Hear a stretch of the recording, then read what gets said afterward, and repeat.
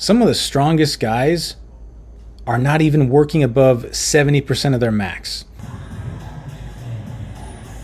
All right, this is week 1 in the road to 315, and I had to call an audible right off the bat because I was all set to do Brad Gillingham's 12-week bench press routine. But man, as soon as I started looking at the numbers, I was just like, this is way too heavy for me. Literally, the first 4 weeks of the program, you're working up to 90%, 92.5%, 95%, and 97.5%. And I think you can actually, and I've heard some really elite lifters talk about how when they're going into a competition, some of the strongest guys are not even working above 70% of their max. And so I tend to think that maybe it's just for more advanced lifters who have been doing this longer.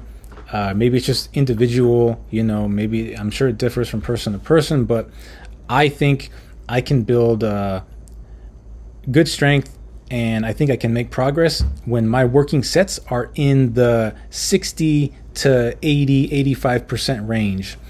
So that's kind of what I think Bromley was doing with his deadlift routine. So I just decided to do that for the bench.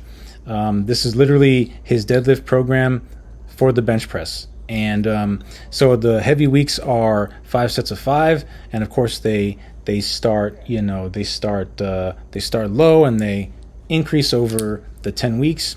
And then every other week is a back off week, which on his routine, he does light sets of 5 by 5.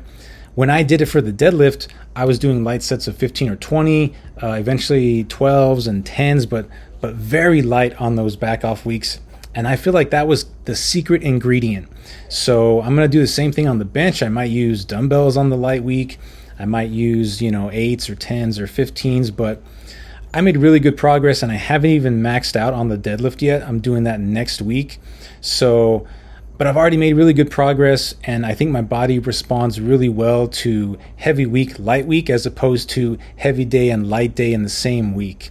So that's what the plan is for the next 10 or 11 weeks. Week 2 is coming up next.